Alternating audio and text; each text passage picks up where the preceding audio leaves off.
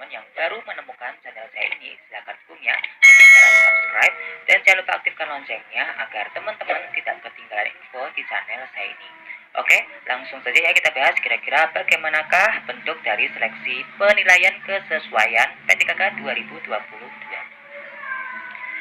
Ya, seperti yang telah kita ketahui ya, bahwa untuk seleksi kesesuaian atau verifikasi ini ditujukan bagi mereka yang belum mencapai PG, yakni untuk THK 2 dan guru honorer sekolah negeri yang sudah mengabdi minimal 3 tahun bekerja ya. Jadi bagi mereka yang belum mencapai PG untuk THK 2 maupun guru honorer negeri yang sudah bekerja selama 3 tahun ke atas, ini nantinya akan mengikuti seleksi kesesuaian atau verifikasi.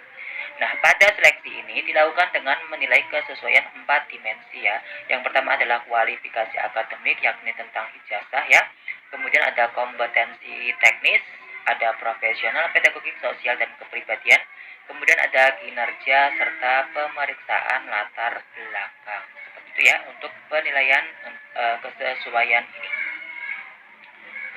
Nah, ini dia untuk lanjutan penjelasannya seperti ini. Di mekanisme 2 ini dilakukan dengan penilaian kesesuaian dengan mengutamakan guru honorer negeri yang saat ini mengajar dengan beban kerja sesuai dengan regulasi. Nah, ternyata ada 589.784 guru honorer negeri yang belum lulus PG yang tahun 2021 ya. Nah, yang mencapai beban kerja yang sesuai itu hanya 368.830. Nah, ini yang bisa masuk ke penilaian kesesuaian tersebut.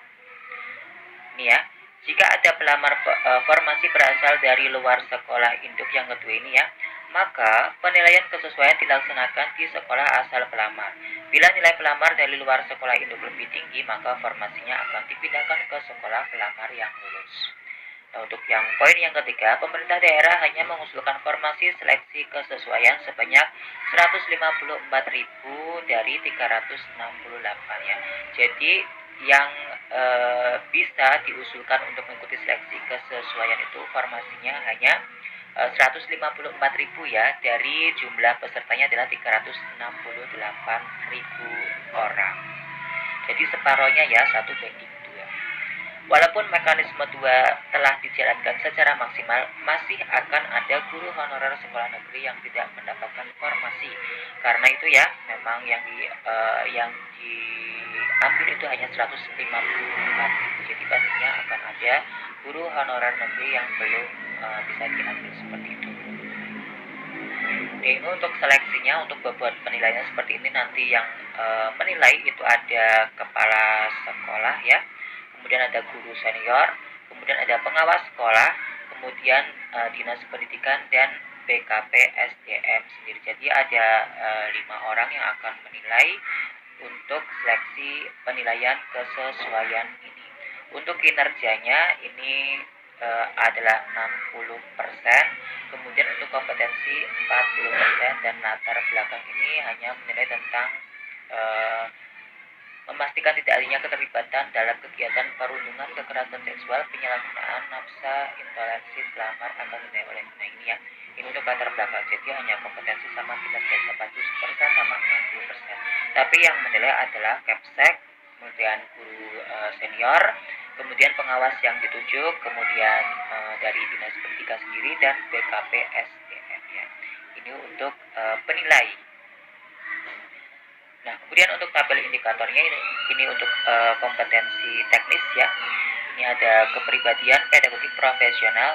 Nah, ini ya, kebiasaan refleksi, berpusat pada peserta didik. Ini tentunya tentang pedagogik ya, sama profesional. Kenyamanan dan keamanan belajar, kemudian efektivitas pembelajaran, asesmen berorientasi pada peserta didik, kemudian struktur pengetahuan.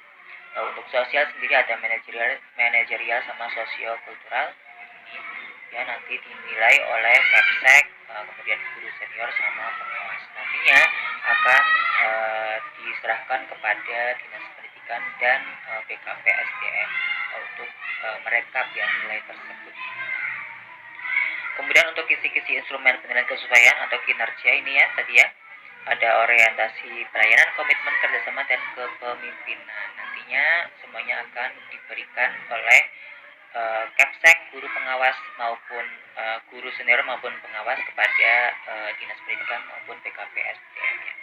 Jadi untuk penilaian kesesuaian ini yang menilai adalah Kepsek, guru senior, sama pengawas yang ditunjuk ya, kemudian yang akan menyerahkannya ke Dinas Pendidikan maupun BKPSDM.